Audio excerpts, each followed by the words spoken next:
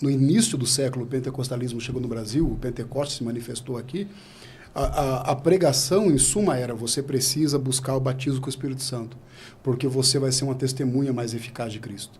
Então, a princípio, a pregação era um poder para ser testemunha. Depois, na sequência, veio um movimento no Brasil chamado movimento de cura.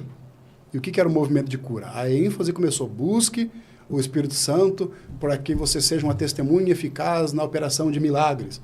Então, era bom, ótimo, muita gente foi curada.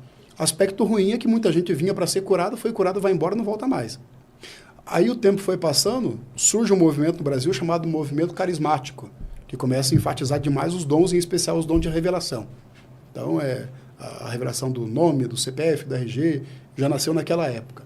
E, na sequência, vem o neopentecostalismo, que é trazido para o Brasil por um pastor americano, né, chamado, acho que é Robert McAllister, que a partir dele começa o neopentecostalismo.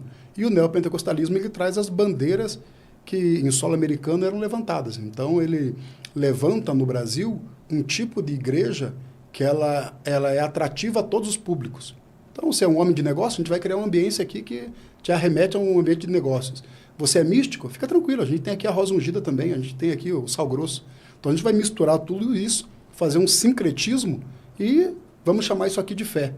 Depois desse movimento, veio o movimento da teologia da prosperidade, que nada contra a prosperidade, em absoluto, mas o problema da teologia da prosperidade é que a teologia da prosperidade ensina que se você não tem dinheiro, Deus não está com você. E eu gosto da frase de um teólogo russo chamado Miroslav Volf, que ele diz o seguinte: o reino de Deus entra no mundo frequentemente, não pela porta principal da mansão do rico, mas pela porta do fundo da choupana do pobre. O que ele está dizendo? Nem sempre, quando Deus quer fazer uma obra, Deus procura os bairros mais nobres da cidade. Nem sempre Deus vai lá, atravessa os jardins, sobe a escadaria, vai naquela cama gigantesca e diz: madame, levanta para a gente conversar. Não, às vezes Deus vai na favela. Deus atravessa aquela porta de madeira, Deus vai naquela cama que está sustentada com um tijolo embaixo. Ele diz para aquela mulherzinha humilde: levanta que eu vou te revelar a minha glória. Por quê? Porque a riqueza física humana não está relacionada com a presença de Deus dessa maneira. Então, a teologia da prosperidade, ela deturpa a fé nesse sentido. E, por último, a gente vive atualmente aí a chamada teologia coach, né? Que é o pessoal que vem para a igreja e pegou toda uma linguagem que é criada para o ramo empresarial, de motivação lá, e inseriu no púlpito. E aí a gente está com coaches no altar, com uma pontinha de teologia, tentando ensinar a igreja. Por isso, a igreja precisa voltar às raízes de Pentecostes. Voltar à raiz de Pentecostes. Mas o que de fato é Pentecostes? Pentecoste é a crença absoluta de que o que a igreja precisa de fato é poder espiritual para testemunhar a Cristo, independente de qualquer circunstância que ela esteja vivendo nessa terra. Se a circunstância é adversa, Cristo é a solução. Se a circunstância é de prosperidade, Cristo é o caminho. Então, é o poder para ser testemunha. É o que a igreja precisa. Pentecoste não é poder político se manifestando na igreja. Pentecoste não é a força do braço humano se estabelecendo. Pentecoste é a força do Espírito Santo quebrando cadeias culturais, raciais, étnicas e assim por diante. E por que nós associamos muito o Pentecostes ao mover espiritual, aos mistérios, às profecias, às revelações, às curas, aqueles movimentos que acontecem nas igrejas? Porque no Pentecoste essas coisas fazem parte. O problema são os extremismos, os emocionalismos que vêm junto com essa manifestação pentecostal, né? Então, esse extremismo, essa manifestação é que talvez traga um pouco de confusão. Mas se você souber filtrar e não entrar por esse extremismo e ficar só com a essência do Pentecoste, é o que a igreja precisa para hoje. É que, na verdade, hoje nós temos os extremos, ao mesmo tempo que nós temos os sensacionistas, que são os grupos que desacreditam da continuidade dos dons do Espírito, nós temos os pentecostais extravagantes ou extremistas que acabam banalizando o movimento pentecostal, que é santo, que é bíblico, que é sadio. Tem uma frase que eu sempre uso que é assim: o diabo mora nos extremos. Todo extremo é perigoso. Todo extremo. Então, o extremista de direita é perigoso, o extremista de esquerda é perigoso, o extremista religioso é perigoso. Então, de um lado, você tem a banalização dos dons, que é a galera aí do The King of Power, The Power, Não.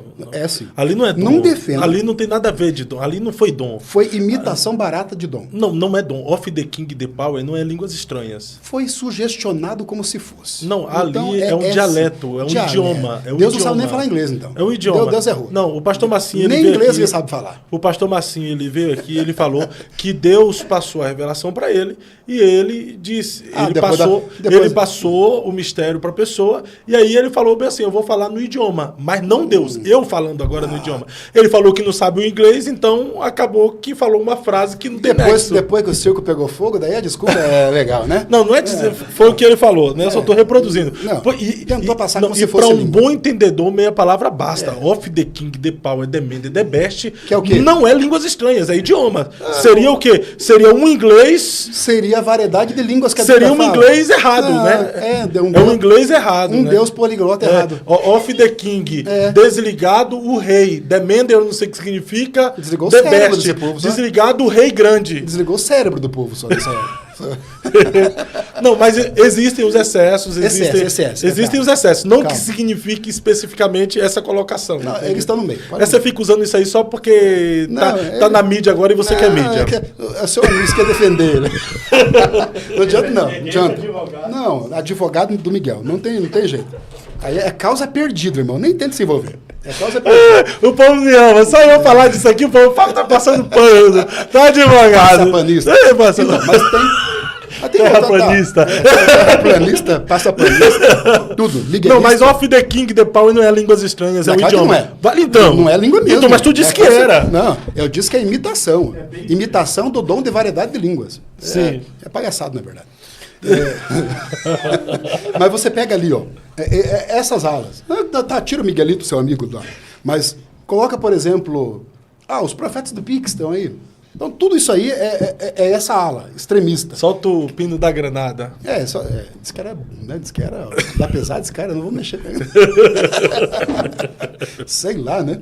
Mas assim, essa ala extremista aí não representa a igreja. Não representa. O problema é quando a igreja... Eu te amo, Débora. Você me detesta, mas eu te amo. Continua. Hater. Débora, tô contigo. Não tô não. O que eu estava falando? Essa ala da igreja? Então, não. Tem essa ala extremista, e o problema é quando a igreja ela começa a ser a resposta contra o extremismo, ela se torna extremista do outro lado. Então, às vezes, para silenciar esse movimento que banaliza os dons, a gente entra por um caminho de extinguir os dons. E aí não pode. Por quê? Porque se de um lado tem essa área extremista, do outro lado, eu abrir mão do que Deus me deu para não ser confundido com a picaretagem gospel, também é muito perigoso. Porque se os dons não fossem necessários, Deus também não teria deixado para a igreja. E os dons são para hoje. Os dons são para hoje. Embora alguém ensine por aí que os dons... Não, eu creio, os dons são para hoje. Inclusive, quando você olha para a Bíblia Sagrada, você não encontra uma bendita expressão mostrando que os dons terminaram. Então, os dons são para hoje. Quando você olha para a teologia de Paulo, Paulo aponta para os dons atuando nos dias de hoje. Mas, pastor Márcio, é que essa discussão agora sobre se continua ou não continua os dons, principalmente relacionada ao dons de línguas estranhas, não é de agora. Isso já é uma discussão há tempos. Mas o que é de fato o dom de línguas estranhas? Seria o dialeto? Seria idiomas? Para você recebe o empoderamento do Espírito Santo e fala em línguas para que outras nações te entendam, como aconteceu em Atos dos Apóstolos, capítulo 2, existiam pessoas de várias nacionalidades que compreenderam os apóstolos falar no seu próprio idioma, ou seria línguas estranhas como mistério, que o apóstolo Paulo disse, que quem ora em línguas fala em mistério com Deus. A gente precisa entender um pouquinho mais a respeito da questão das línguas estranhas. É um idioma ou é um dialeto que só Deus entende?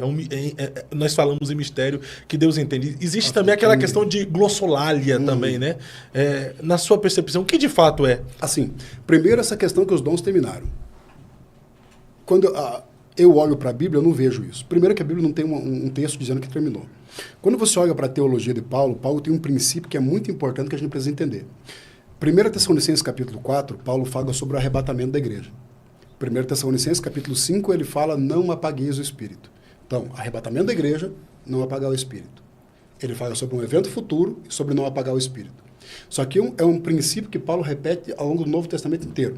1 Coríntios capítulo 1, versículos 7 e 8, ele diz, de maneira que nenhum dom vos falta, aguardando a manifestação de Jesus Cristo. Dom e evento futuro.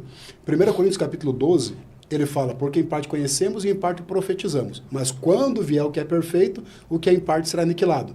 Então ele fala sobre dom e fala sobre a vinda do que é perfeito. Efésios capítulo 4, ele fala sobre a manifestação dos dons espirituais. E ele fala, até que cheguemos à unidade da fé e estatura de varão perfeito. Então você percebe que Paulo, todas as vezes que ele vai falar sobre a manifestação dos dons, ele conecta a um evento futuro. Arrebatamento, vinda do que é perfeito, manifestação de Jesus Cristo, a igreja chegando à perfeição. Então, quando ele cria essa conexão dos dons com o evento futuro, ele está querendo dizer, até que o evento futuro se cumpra, os dons estão em vigência. Então, os dons não encerraram, os dons continuam em vigência até que esses eventos futuros se cumpram. Quanto ao dom de línguas, 1 Coríntios capítulo 12, a Bíblia fala sobre o dom de variedade de línguas. Variedade de línguas, que é algo que a gente já viu também. Muito longe da banalização de hoje, muito longe da imitação barata, a gente já viu. Aqui no Paraná, tem um amigo nosso, pastor de uma igreja, que tem um testemunho muito forte disso. Pastor José Vilande, pastor da Assembleia de Deus em Ibiporã. Se você for algum dia olhar a história da igreja em Ibiporã, você vai perceber que aquela região ali foi colonizada por europeus e vieram ali pessoas de diferentes nações. E um dia, a história da inauguração daquela igreja conta. Passou um homem que veio, salvo engano, da Rússia, e ele veio para trabalhar em uma fazenda. Uma vez por mês ele saía da fazenda, ia na cidade fazer compra e voltava. Aí um dia ele sai da fazenda e vai passar na porta da igreja Assembleia de Deus, que era um barracão de madeira nessa época. Ele ouviu alguém falando em russo e chamou ele pelo nome. Ele disse, atravesse a rua, entre aqui que Jesus te chama. Ele olhou em volta, ninguém me conhece aqui, mas ele ouviu de novo, atravesse a rua, entre aqui que Jesus está te chamando.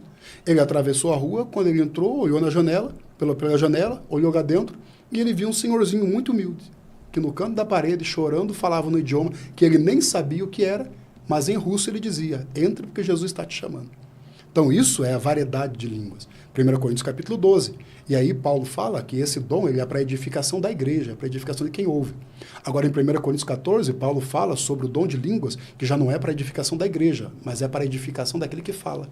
Então Paulo ali estabelece que existe o dom de línguas, que é para a igreja, a variedade, existe o dom de línguas, que é uma linguagem de edificação pessoal.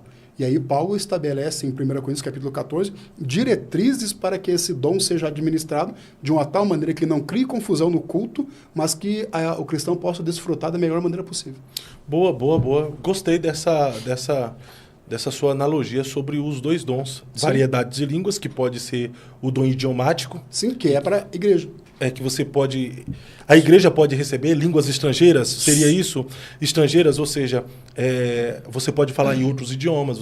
Como eu já ouvi testemunhos de pessoa, Deus já enviou...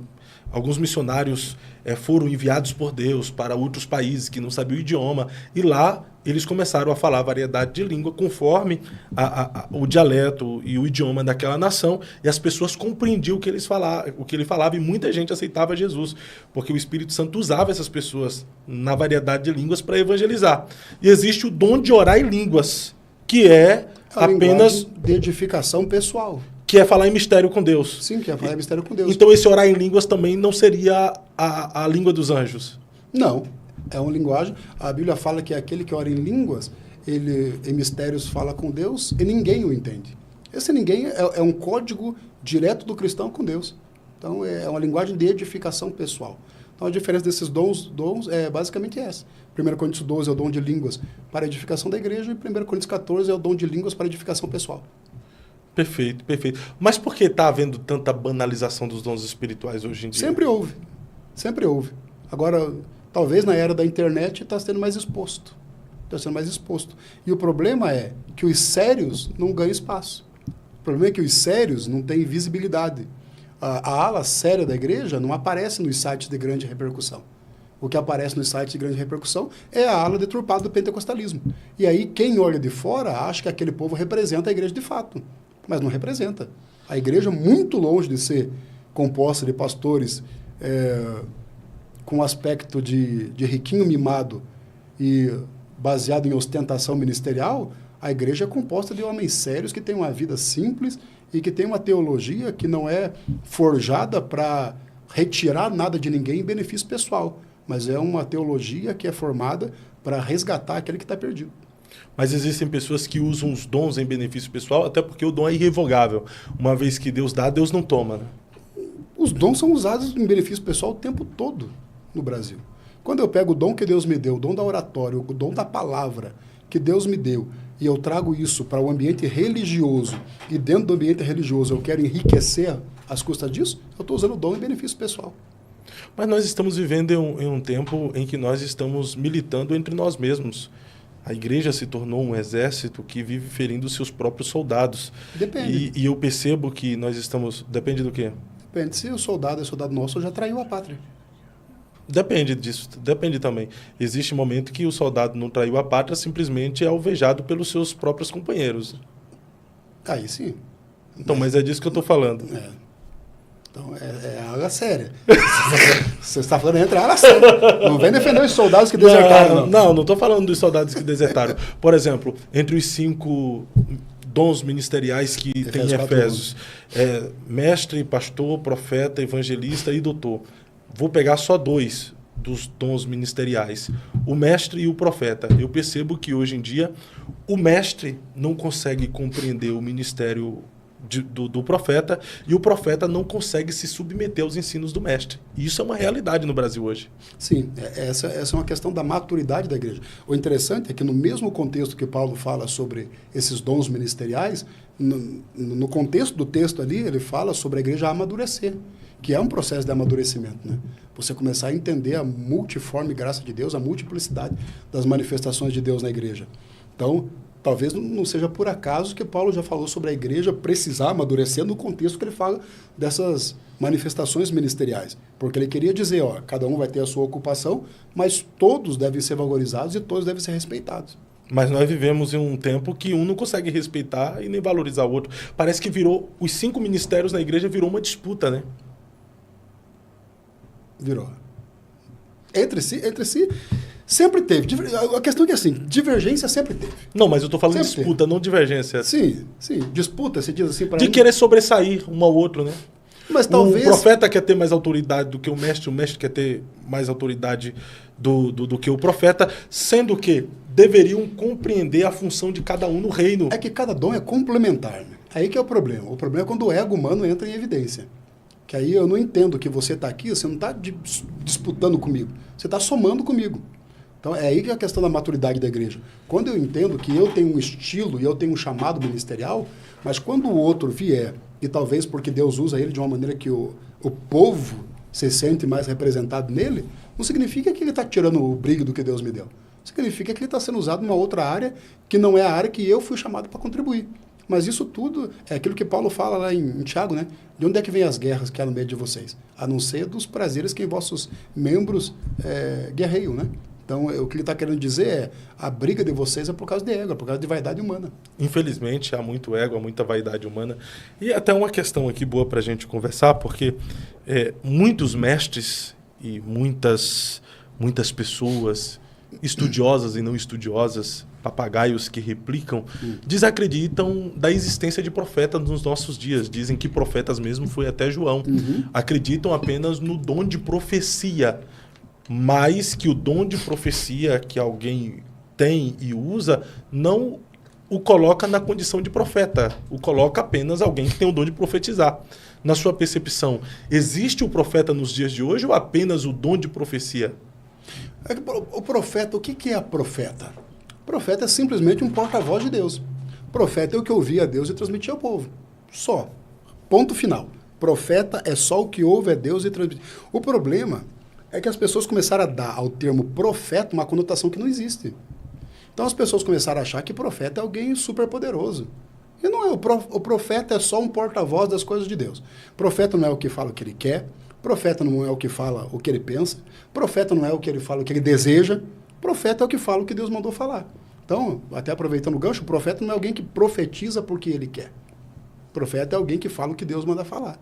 O profeta nunca abre a boca e diz, segundo a minha palavra. Porque Elias nunca falou isso. Lá em 1 Reis 18, né? quando Elias fala isso, no contexto do texto ali, ele mesmo ora e diz, Senhor, responde a minha oração para que ele saiba que eu nunca fiz nada que não fosse pela tua direção. Tiago 5:8, ele diz que Elias orou e pediu a Deus que não chovesse. Então Elias não falou pela sua própria vontade. Lá em 1 Pedro, capítulo 2, a Bíblia diz que a profecia nunca foi produzida pela vontade humana. Então o profeta é alguém que escuta a Deus e transmite. O problema é quando o profeta ele quer receber o título de profeta achando que isso dá a ele um status de superioridade e que ele pode falar e a palavra dele vai ter mais autoridade que às vezes o pastor local. Não. O profeta é quem está expondo a vontade de Deus. Mas nesse contexto nesse contexto de Elias aí, ele falou, segundo a minha palavra. Ele falou, mas você precisa entender o texto e o contexto. Não, porque eu entendo, se Elias no começo falou segundo a minha palavra, depois ele mesmo explica. Eu entendo o texto e o contexto, mas, por exemplo, em Tiago fala que Elias orou e ficou sem chover 3 anos e meio. Elias orou e pediu Pediu que não chovesse. É claro, ele pediu para Deus honrar a palavra que ele tinha falado. Mas em nenhum momento Deus falou para Elias, fala que não vai chover. Não existiu isso. Mas o contexto do texto, se ele está orando e pedindo a Deus, ele não ia ter uma atitude sem autorização de Deus? Porque se eu oro e Deus não precisa me autorizar, ele não precisa nem orar. Não, mas diz que ele orou e pediu, mas não fala, ele orou, pediu e Deus respondeu, né? Por exemplo, questão de Moisés lá. Moisés, ele chega diante do Mar Vermelho, aí ele vai clamar ao Senhor. Aí Deus fala, ô Moisés, por que clamas a mim? Em outras palavras, Deus está falando, a autoridade profética no mundo espiritual já está sobre a sua vida. Só diga ao povo que marche. Não está falando. Então por que Deus falou, por que clamas a mim? Não, mas Deus não está dando a Moisés essa conotação toda espiritual para ele, não. Senão Moisés não entrava em desespero toda hora. Mas para que Deus falou? Porque, nesse contexto aqui, por que clamas a mim, Moisés, diga ao povo que marche? Ou seja, Deus não estava dizendo, Moisés, a autoridade espiritual está sobre a sua vida, não. Diga apenas ao povo que marche. Porque a expressão de clamor de Moisés ali era uma expressão de desespero. Ele está na frente do mar e o faraó está vindo. O pensamento é, vai morrer todo mundo. Quando Deus diz, porque clamas a minha expressão é gritar. Por que você está gritando? Por que você está em desespero? Diga ao povo que marcha. É como se Deus estivesse dizendo, confia na minha palavra, filho. Eu já falei e vai acontecer. Vocês vão chegar onde eu disse que vocês vão chegar. Deus não está dizendo para ele, não fale comigo que eu já te dei poder, resolva você. Você não acredita então que um homem que recebeu uma autoridade no mundo espiritual e que mantém um relacionamento de intimidade com Deus, estando ele em um ambiente profético, palavras podem se tornar decretos? O que é ambiente profético? Não, eu estou fazendo uma conotação. Você não acredita que um homem que recebeu uma autoridade no mundo espiritual mantém um relacionamento de intimidade com Deus, estando em alguns ambientes proféticos, localização onde Deus te colocou, localidades aonde Deus te conduziu, como Ezequiel, que foi conduzido até o Vale de Ossos Secos. Nessa questão aí, palavras que este homem de Deus, que mantém um relacionamento com Deus, que recebeu uma autoridade no mundo espiritual, as palavras que ele delibera ali não pode se tornar palavras proféticas? Se ele liberar uma palavra segundo a vontade do Senhor, vai acontecer. Agora, se ele falar porque ele quer, não vai acontecer, porque a autoridade do homem que ele recebe é fundamentada na palavra de Deus. Então, qualquer coisa que eu fale que seja por minha conta e risco, não tem legalidade nenhuma no mundo espiritual para se tornar uma sentença. Só tem se for de acordo com a vontade de Deus e Deus estabelecer aquilo ali. E por que algumas palavras do apóstolo Paulo, que não foi amando de Deus, como ele costumava dizer, digo eu e não o Senhor, se tornou doutrina? Paulo foi o último dos apóstolos que recebeu a autoridade do Senhor para estabelecer as bases doutrinárias da igreja. Então, Paulo estava revestido de uma autoridade profética para fundamentar a igreja na doutrina, que é diferente dos apóstolos de hoje. Eles não têm autoridade para estabelecer mais nada além daquilo que já foi dito. Então, quando Paulo fala, Paulo também não está falando assim, é por minha conta e risco. Paulo está falando, segundo a autoridade que o Senhor me concedeu para ensinar a igreja, eu determino esse tipo de coisa. Perfeito, perfeito. Pode ir. Pastor Márcio, Manda. O senhor acredita que as revelações que nós estamos recebendo no dia de hoje, e nós estamos priorizando as revelações verdadeiras ou estamos nos contentando com uma revelação superficial? Revelação em que sentido? Bíblica ou manifestação dos dons? Manifestação do dom, dentro dessa área. Eu acho que o que está acontecendo por aí já é suficiente. Né? O que precisa falar, Deus vai falar. O que precisa revelar, Deus vai revelar. A gente não precisa se preocupar com isso. A gente precisa se preocupar em estar disponível para o que Deus quer fazer. Então, o que tiver de acontecer dentro da igreja, Paulo ensinou lá a igreja de Corinto, para você buscar com zelo os melhores dons. Os melhores dons são os dons que melhores servem à comunidade que eu estou inserido. Então, a igreja tem que sempre orar e dizer, Senhor, em que área eu posso ser útil? Em que área o dom vai se manifestar e vai agregar a igreja que eu estou? Então, a igreja deve se preocupar com isso. Eu acredito que a maior preocupação hoje da igreja, mediante a tanto modismo, a tanta heresia, a tantas falsas profecias e falsos profetas, nós precisamos mais do que nunca do dom de discernir os espíritos, né? Para termos discernimentos sobre as ações que há em nosso meio, se é de Deus, se é humana, é produzido por emoções humanas, ou se é produzido pelo diabo, para nós não sermos enganados, para não cometermos excessos também, né?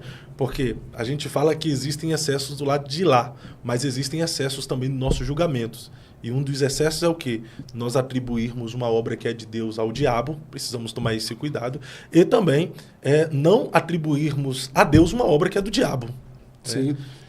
São os extremismos que a gente estava falando agora há pouco aqui, né? Você tomar cuidado para que você não caia nem uma ponta e nem outra. A igreja precisa ter o discernimento para entender quando é a voz de Deus falando, quando é o homem falando e quando é o próprio inimigo tentando de alguma maneira semear algo dentro da igreja também, que vem trazer destruição, às vezes, para uma família, destruição no ministério local. Então, a igreja precisa ter esse discernimento, né? Do que é Deus falando, do que não é Deus falando, mas é interessante a gente buscar o discernimento, mas nunca tentar, de alguma maneira, silenciar os dons. Porque são os extremos que a gente está falando, né? Existem pessoas que estão tentando, de todas as formas, silenciar, anular a existência dos dons do Espírito por causa do extremismo. E aí eu acho perigoso. Eu acho perigoso por quê? Porque Deus não vai se submeter à vontade humana.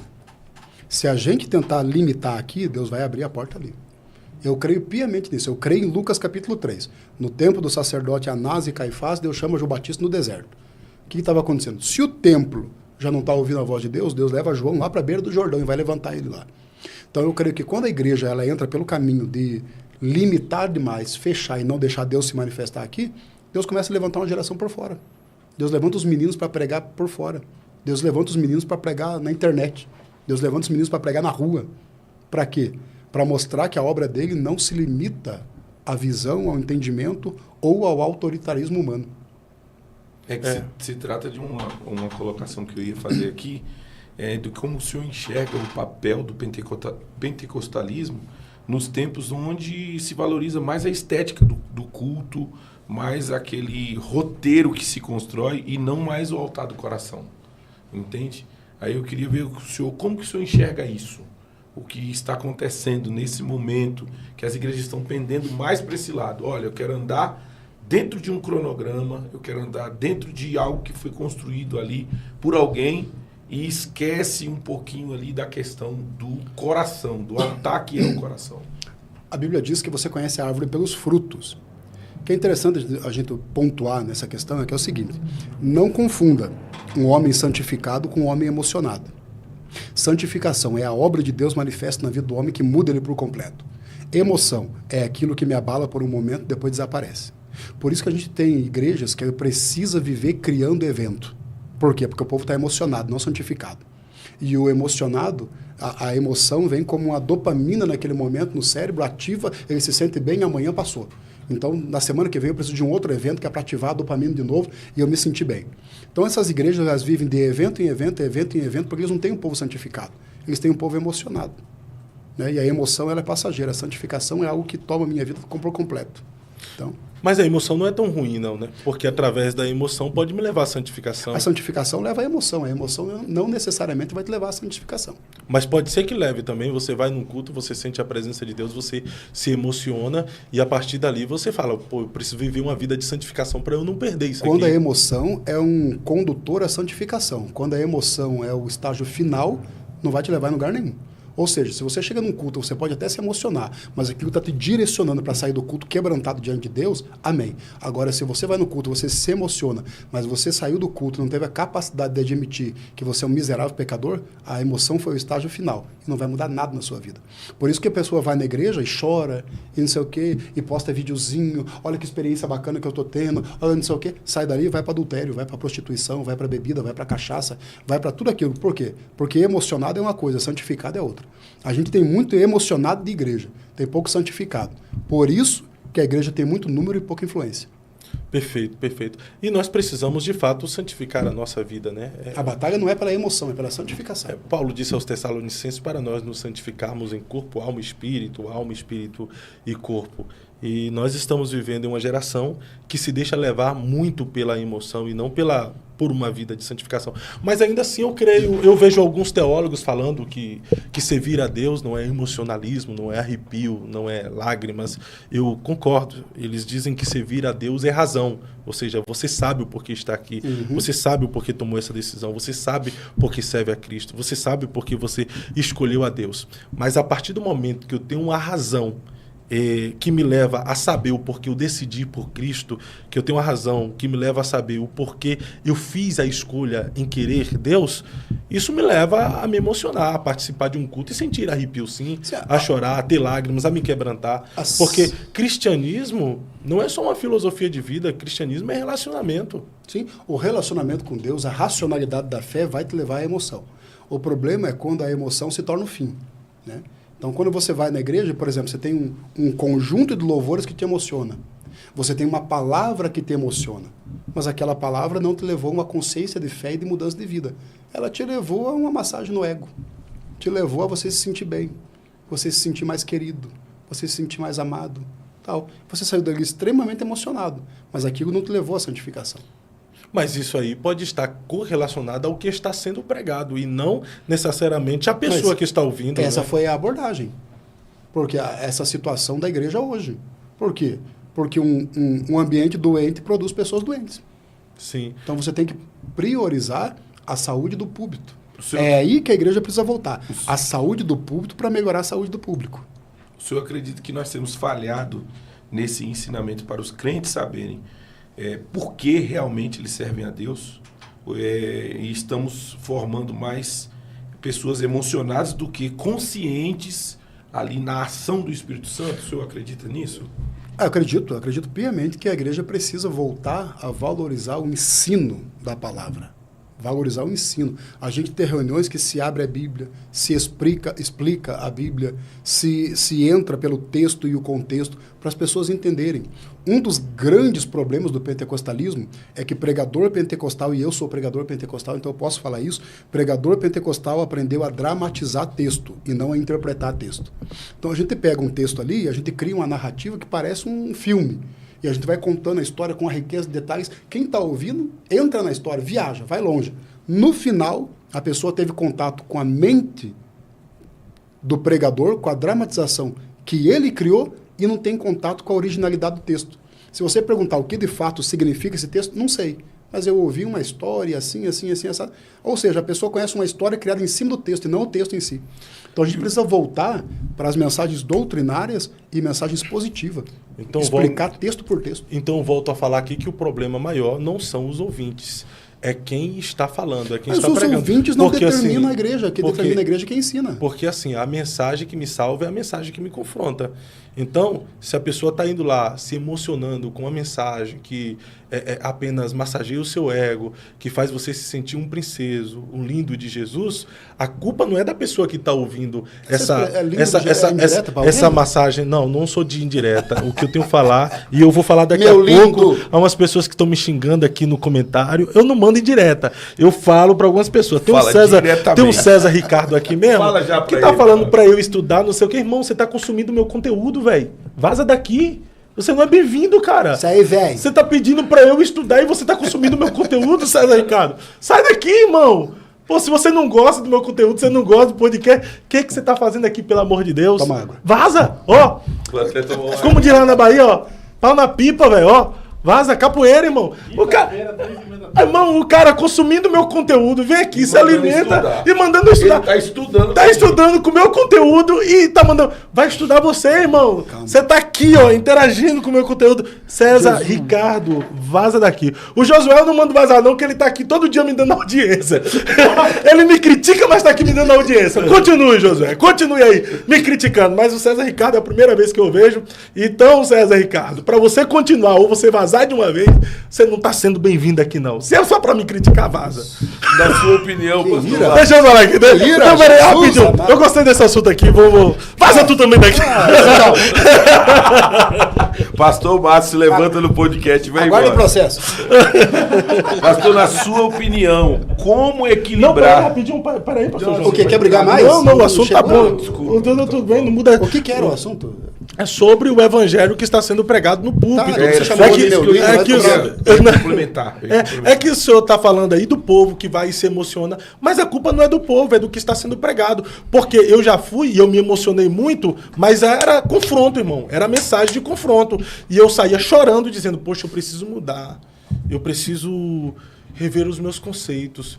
Eu saía de lá lamentando e me queixando, era pelos meus próprios pecados. Isso foi uma então, mensagem. a mensagem de confronto, a mensagem bíblica realmente, vai me quebrantar também, vai me fazer me emocionar, vai me fazer sentir arrepios. Porque tem pessoas que ficam pregando contra você se emocionar, contra sentir arrepios, mas... Pô, isso é normal, velho. Isso é ser humano. A mensagem toca na sua razão que te leva a sentir nas suas emoções. Sim, a emoção não pode Seria ser... a minha pergunta para o senhor, só complementando aqui. Tá, dentro deixa eu do só raciocínio. pontuar isso aqui, Tá. que a gente abre. Também não significa que toda mensagem que às vezes use um meu lindo, minha linda, aí, não significa que necessariamente esteja errado. Por quê? O profeta Isaías, lá no capítulo 40, ele recebe uma mensagem de Deus. E a mensagem de Deus para ele é: console o meu povo. Então tem mensagem que é mensagem de consolo. Tem aquele dia também que você chega na igreja, você está quebrado, você está arrebentado. E Deus vem de uma maneira que ele faz você sentir que você está sendo restaurado. Então, também o problema é quando aquilo que eu estou ministrando não é uma mensagem de Deus que me restaura para que eu saia dali e mude de vida, mas é uma mensagem para que eu me sinta bem do jeito que eu vivo lá fora. Então, é totalmente diferente. A pergunta. Seria, na sua opinião, como equilibrar essa intensidade emocional de um culto pentecostal com a profundidade da razão e o entendimento bíblico? Como fazer isso? Entendendo que primeiro é a racionalidade. Primeiro tem que ser racional. O culto, antes de tudo, tem que ser um culto com entendimento. A emoção vem depois. Se você entender o culto, entender a mensagem, a tua emoção depois vai ser dosada pelo entendimento que você recebeu. Agora, quando você primeiro trabalha a emoção para depois tentar inserir um pouco de razão na emoção que o povo já está sentindo, aí você inverteu a ordem e você vai estar proporcionando que aquele povo tenha uma manifestação eufórica sem limite. Então, o problema, às vezes, é que a gente quer criar uma reunião com muita emoção e depois que o povo já cometeu os exageros, a gente quer jogar um pouquinho de razão em cima. Então, não. Primeiro, coloca a razão. Primeiro, explica o porquê. Primeiro, explica o que cada um está fazendo ali. Explica por que vai cantar, por que vai pregar, por que vai fazer o que vai fazer. A partir dali, com o entendimento daquilo, ela começa a ter uma manifestação de emoção, mas essa manifestação de emoção, ela é dominada pela razão do entendimento da palavra. Mas tá complicado, porque vem uma galera aqui no podcast, o pastor Márcio, vocês só falam que existe pregação ruim, que tá pregando errado. Quem falou que só existe pregação ruim? Pra onde o povo vai, você então? tá trazendo os cabras ruins. Tu tá falando aí também que só há emoção, não sei o quê. Então, tá cheio de pregador. Agora faça a ressalva das coisas boas também. Por exemplo, a Helena Raquel pregou uma das melhores mensagens dos Gideões esse ano. Perderam a Bíblia no templo. Foi bom demais. E o que acontece? Você olha no meio do povo, teve muita gente ali que vibrando porque a igreja precisava ouvir isso. A gente chegou num ponto que o povo não quer mais o emocionalismo. O povo quer a razão da fé. O povo quer aquilo que a Bíblia ensina. Estejam prontos para responder com mansidão a razão da vossa fé. A igreja está clamando por isso. Se tem pregador insistindo ainda no emocionalismo, é porque está dando retorno financeiro. Às vezes não, né? Porque o camarada acaba sendo criticado mais do que tudo. Criticaram, mas tá com dinheiro no bolso. É isso que importa para eles. Eles estão pouco se importando com quem critica na internet. Desde que ele sai dali, possa sustentar na rua. Mas por dinheiro. Quem prega a verdade também tá pregando porque recebe oferta, pô. Não tá, não. O obreiro é digno do seu salário. Preste atenção nisso. O obreiro é digno do seu salário, o mercenário só faz se for pago. Não confunda. Existe mercenário e existe trabalhador.